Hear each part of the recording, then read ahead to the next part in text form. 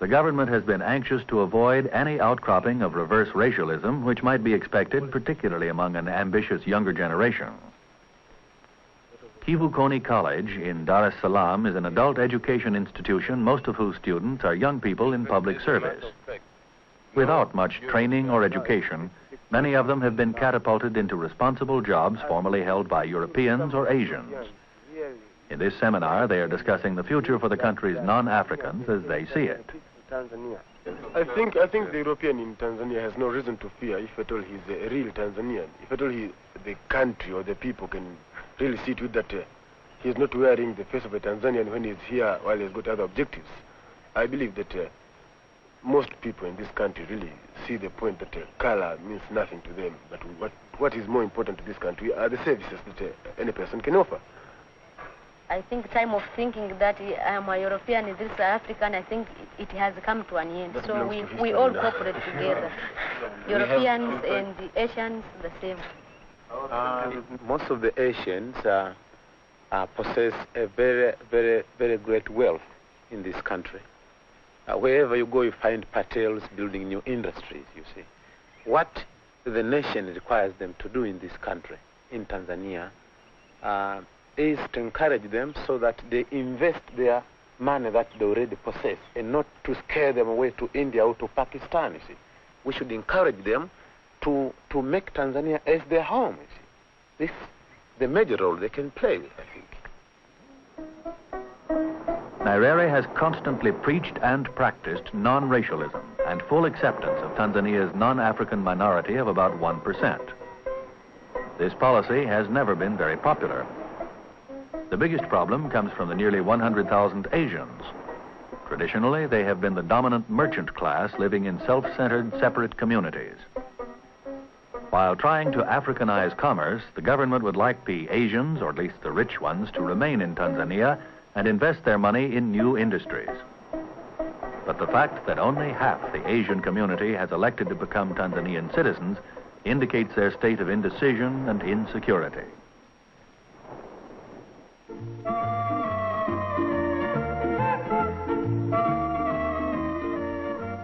The European community, less than 20,000, is much smaller than the Asian community and has in general found it easier to adjust to post-independence conditions. We asked Mr. Lund for his appraisal of the situation. Well, let us say there's been quite a push on Africanization in certain jobs, which made some people think that the Europeans as a whole was on the way out. I think that is certainly not the case. There was some confiscations of farms in Arusha district last year, or rather not confiscation of farms, it was revocation of leases, and due to certain misunderstandings, some farms which were in fact developed were also had their lease rescinded, although the obvious intention was that it should be the undeveloped ones. I think if the present government has any kind of success with its development program and so forth, I think there's certainly a future for partly private investment, and I also think for the technical experts. I think the sort of more common type European without any specific technical knowledge is limited. His future is probably limited. But otherwise, I have quite a bit of faith in this country here. Tanzania, like many of the new African states, has a single political party, TANU, which stands for Tanganyika African National Union. These party stalwarts are forming ranks in front of TANU headquarters and marching off to an election rally. The 1965 election for the National Assembly was an important and unique demonstration of democracy in a one-party system. The degree of democracy may seem limited to those who think in terms of the established multi-party Western tradition, but viewed in the African context, this election has great significance because it gave the voters a genuine choice of candidates. Oscar Kambona is TANU's Secretary General. He is also Minister for Regional Administration, former Minister for External Affairs, and one of the most powerful men in the country. As far as Tanzania is concerned, it is the party which won the independence. And therefore the party has a certain significance. The parliament is an inheritance. We inherited it from the British. And at the present we are trying to change it so that it can be understood by our own people, so that they can accept it as their own instruments, their own organ.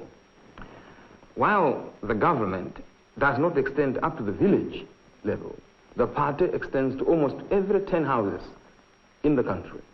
So that the party is looked upon as a source of culture, of pride, of achievement of our own, something which we ourselves here in Tanzania have created. Nyerere, TANU's founder and head, is a political innovator and improviser. He has taken bold steps to support his concept of one-party democracy. Look at what is happening. We believe we're democratic here. I hope you'll find out that we are democratic. But we have one party. We have only one party. We believe that you can develop a democratic system with one party. This is what we're trying to do. Nyerere sometimes turned up as an observer at election rallies, lending excitement and prestige to the occasion.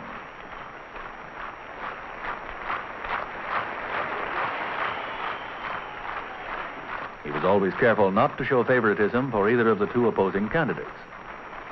To be nominated, a candidate had to have solid grassroots support. First, he had to get 25 endorsements from neighbors in his local district.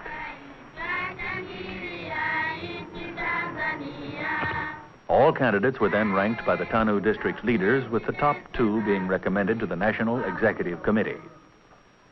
It is most significant that the National Executive abided by the choices sent up by the district's leaders in all but 10% of the constituency.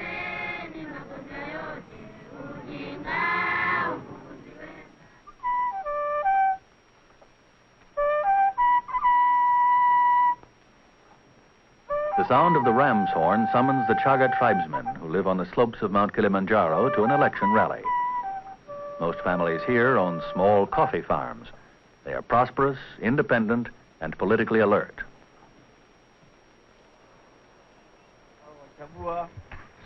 Here, as in all constituencies, rival candidates always appear at public meetings together. All expenses are paid by the party. The regional commissioner acts as a master of ceremonies and referee. He is a kind of provincial governor appointed by the central government. As many of the voters are illiterate, each of the opposing candidates is identified with one of two symbols, a house or a hoe. The regional commissioner explains voting procedure and displays oversized sample ballots with the house and hoe symbols.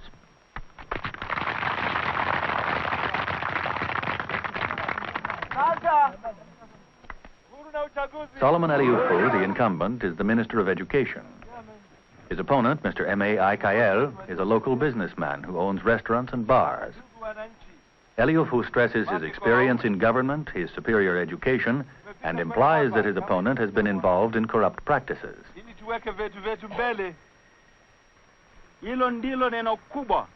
His rival, on the other hand, claims that he is closer to his constituents and will be a more ardent representative of local interests. Mpaka sasa amefanya nini katika nchi hii? Hilo ndilo neno nilikuwa nikingojea. The regional commissioner also explains that there will be a separate ballot for the presidency. Utapata karatasi. Julius Nyerere is the only presidential candidate, so the ballot is to be marked either ndio, meaning yes, or hapana, no. Rais wa Jamhuri ya Muungano wa Tanzania. Pameandikwa nini? Ndio. Pameandikwa nini? Ndio. Chini hapa pameandikwa nini? Hapana. Sasa nyinyi mnamtaka nini? On election day, the turnout was overwhelming. Everyone over 21 can vote. More women than men did. Here in Dar es Salaam, whole families waited in line from 4 a.m. until the polls opened at 8:30. The election was carried off with scrupulous attention to honesty. There were no serious incidents to mar the orderly procedure.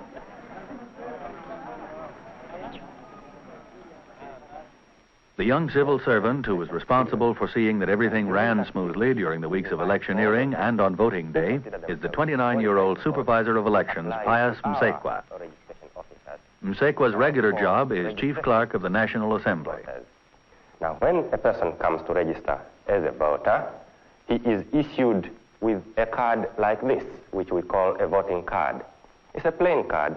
The face of it has only got the national coat of arms to make it look official.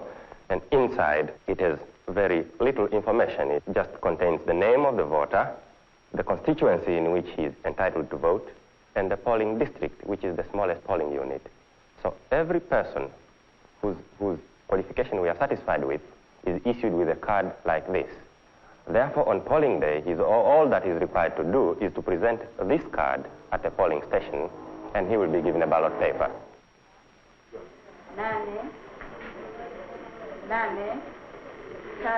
On voting day, a person presents his voting card.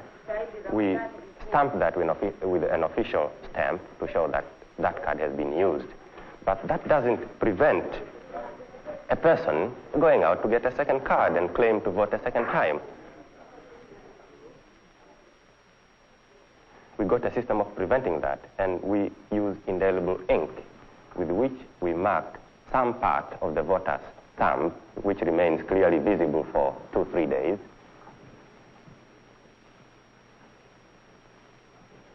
We have two methods of assisting illiterate voters to cast their votes.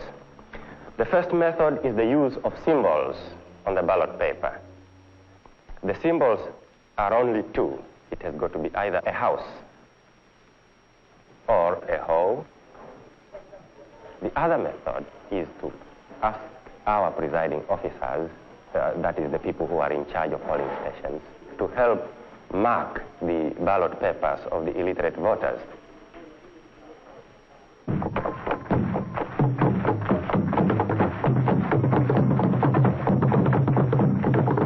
A week after the election, with all the constituencies heard from, there was celebrating in Dar es Salaam, capped by the inauguration of Nyerere for a second 5-year term as president.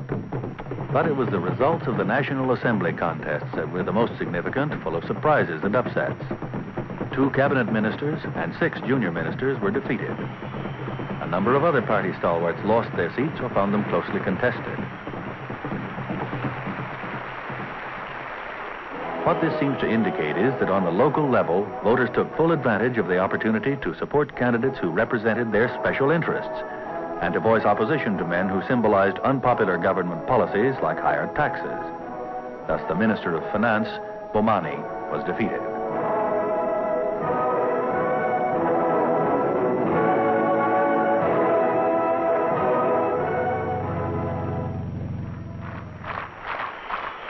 Two weeks after his inauguration, Nyerere addressed the newly elected National Assembly at their opening session. Among other things, the election was a victory for Nyerere's policy of non-racialism. 2 cabinet ministers, the Asian Amir Jamal and the English-born Derek Bryson, both defeated African opponents, thus setting a precedent for all independent African countries. The present governmental structure has its shortcomings implicit in the fact that the present constitution is a provisional constitution. A great deal of authority is invested in the president, including the right to appoint some members of the National Assembly. But far more important than these limitations is the amount of democratic progress in a country where voting and mass political participation is a new experience.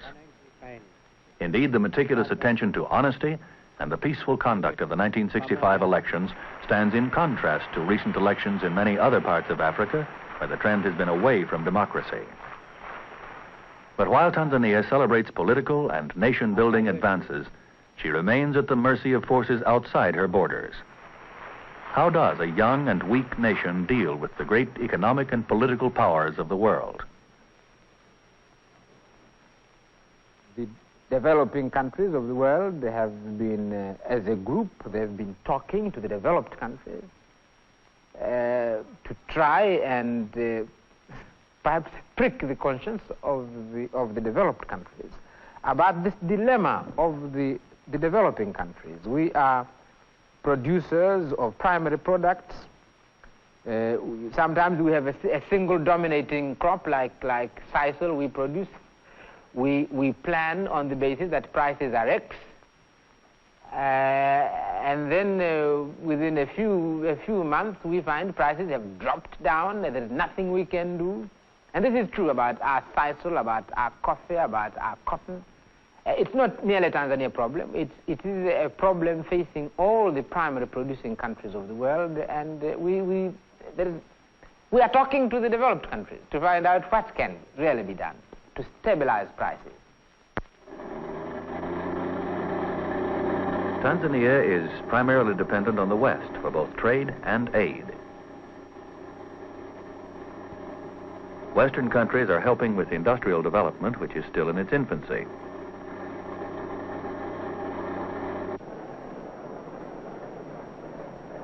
Nyerere and Prince Bernhard of the Netherlands open a new plant for sisal manufacture, financed by Dutch and German interests.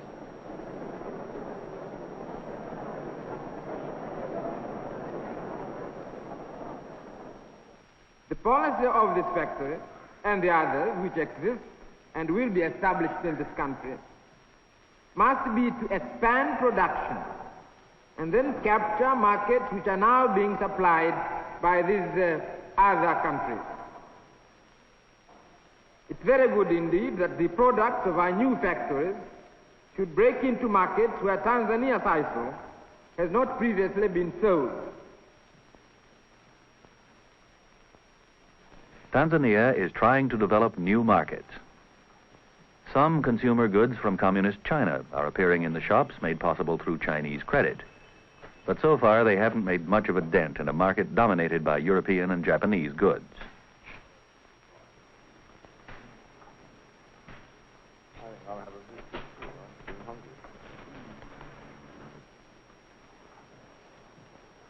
Altogether, foreign loans and grants account for at least half of the financing of Tanzanian development plans. University College is imposing evidence of foreign capital contributions. United States funds came through AID, the Ford and Rockefeller Foundations. The British government also made a sizable contribution. Some of the most effective and welcome help comes from the smaller countries not directly involved in the Cold War. Tanzanians feel that this kind of aid has fewer strings attached to it and is less of a threat to the country's integrity. A good example is the National Youth Service training, which is being supervised by an Israeli army team.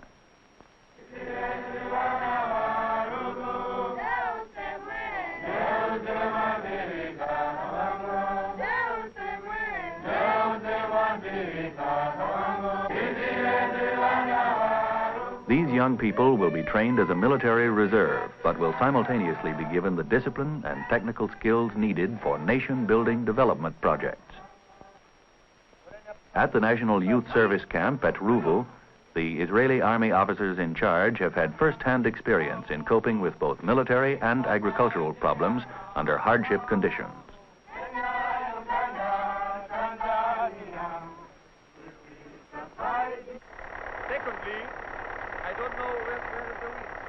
Farm machines are strange beasts to most young Tanzanians, but looking forward to the promised agricultural transformation of the nation when tractors will be standard equipment, they become enthusiastic pupils in learning from their Israeli instructors. The camp commander, Major Lahav, and his Tanzanian assistant and understudy, Mr. Mokambiki, compare notes. Our experts from abroad have some sort of experience which we haven't, and we take it from them and we plant it in our country. So they are fighting with the desert, we are fighting with forest and bushes. We had the same problems, and we already had solved them. So we are helped now to solve the same problem here in Tanzania.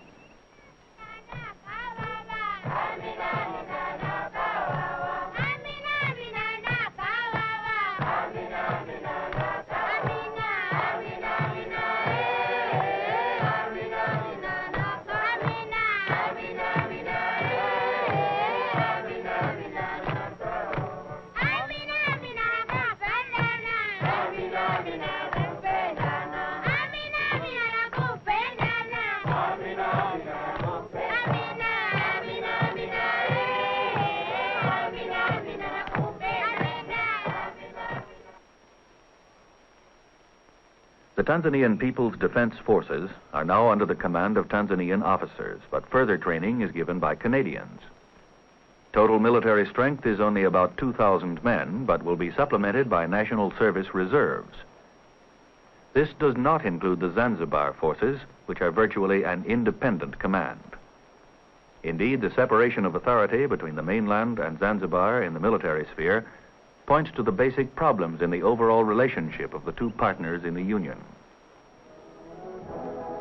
To Nyerere, Tanzania is the union of two sovereign states. He uses every opportunity to strengthen the present tenuous bond. At his inauguration, the spirit of the union was symbolized in a ceremony in which the president emptied 2 calabashes of soil from Tanganyika and Zanzibar into a common bowl. Then, as he reviewed the troops of both armies, he was flanked by his 2 vice presidents. First Vice President Karume, who was formerly president of Zanzibar, on his right, and Second Vice President Kawawa from the mainland on his left. Viewed from the outside, it is difficult to see why Nyerere places so much importance on the union with the tiny offshore Zanzibar islands, whose population of 300,000 is a mere 3% of the country's total. We can probably find the explanation in Nyerere's great dreams and disappointments concerning African destiny. With total continental African unity only a dim hope, and the ties of East African solidarity melting away, the Tanzanian Union looms symbolically large. My country, Tanzania, is a little symbol of unity between what previously were 2 sovereign states. We are working very closely with our colleagues in East Africa and very closely with our colleagues in the Organization of African Unity, patiently. The Tanzanian Union, dating from April 1964, is still young and fragile. 3 months earlier, an African Revolutionary Council had seized control in Zanzibar and installed Karume as president. Unlike Tanganyika, the transfer of the government to the African majority in Zanzibar followed a brief but bloody upheaval. The Sultan and ruling Arab minority were deposed. Uncounted numbers of Arabs were killed while others fled. The violence reflected long-suppressed racial fears and hatred. For centuries, the port of Zanzibar, now a city of 60,000, had been the central market for the Arab slave and ivory trade.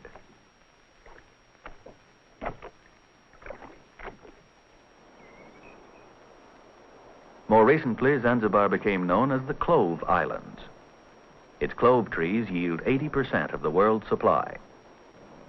Again, in contrast to Tanganyika, Zanzibar has traded primarily with Indonesia, India, and other Asian countries.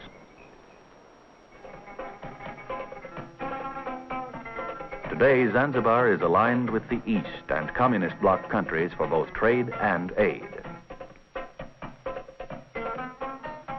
Since the Union, communist funds still go directly to Zanzibar, bypassing the central government in Dar es Salaam. The East Germans have spent almost $1.5 million on this housing project.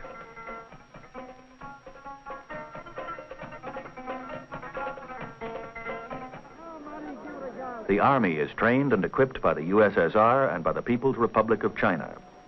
Its strength of about 1,000 is roughly half that of the Tanzanian forces on the mainland.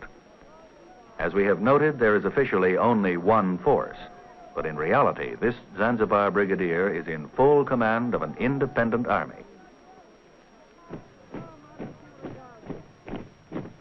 The young pioneers, both boys and girls, are also armed and well-disciplined.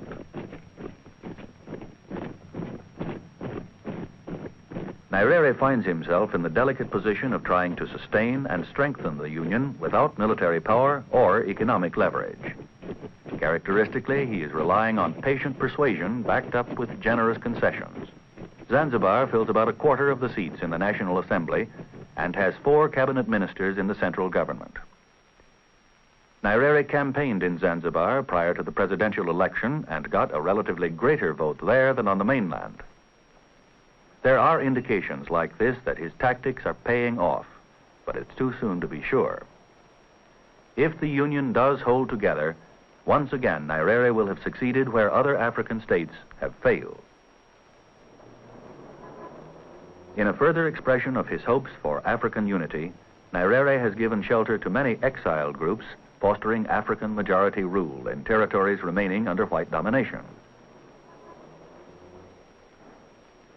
This includes Rhodesia, the Portuguese colonies, and South Africa.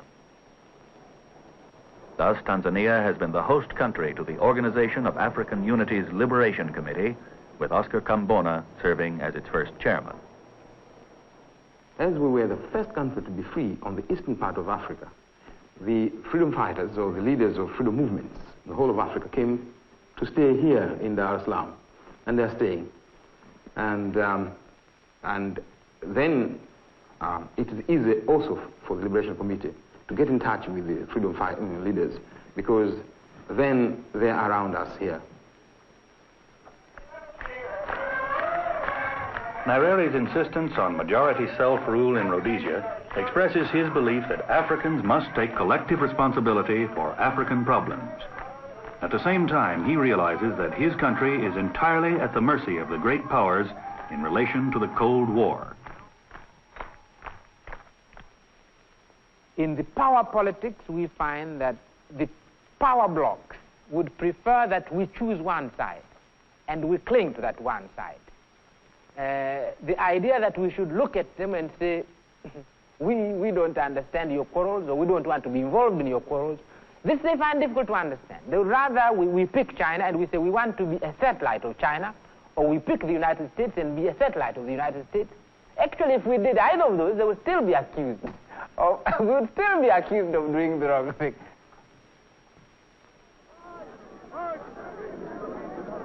Non-alignment in Tanzania and elsewhere in the world generally arouses unpleasant suspicions in the United States. Our ties with Nyerere, which commenced with great cordiality and sympathy, began to deteriorate. By 1964, during the Congo airlift, and later with Zhou Enlai's visit to Tanzania, relations reached a low point of mutual mistrust and hostility, fanned by inflammatory press reports on both sides.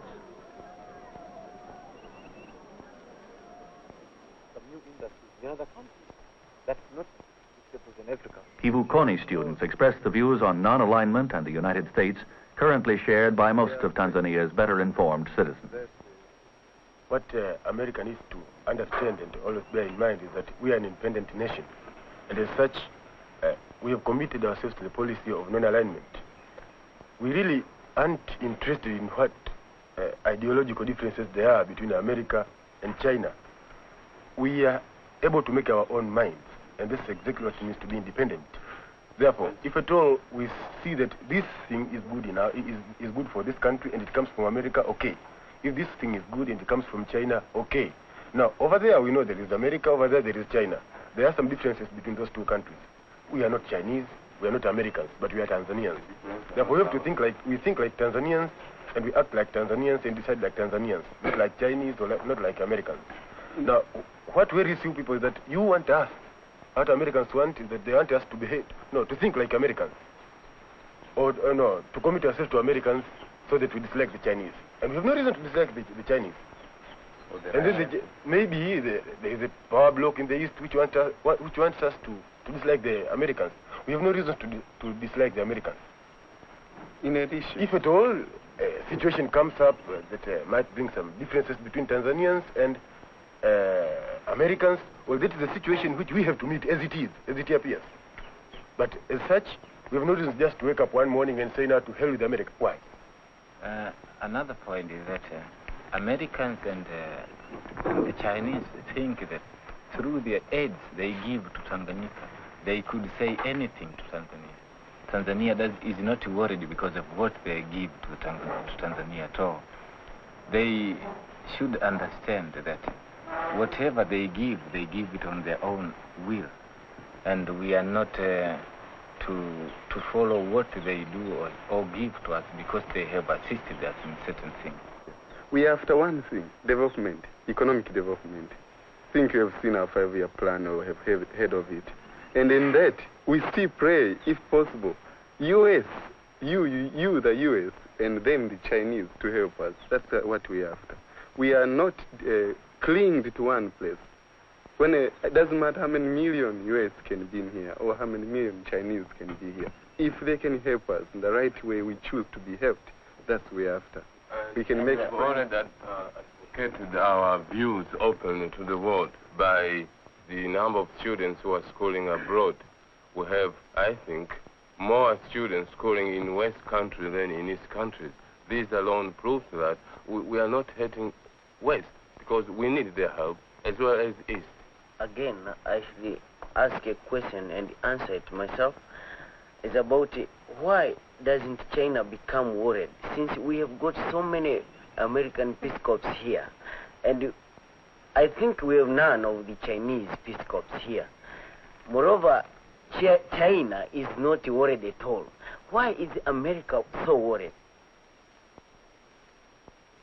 We are a symbol of China. This is something we don't understand. And mind you, this is an extremely serious thing because my people ask, my more intelligent people ask, what is it the Westerns are interested in our countries? Friendship or beyond? What is it? We are very friendly. We have thousands of Americans working in my country, in the schools, in businesses, everywhere. How do we prove our friendship?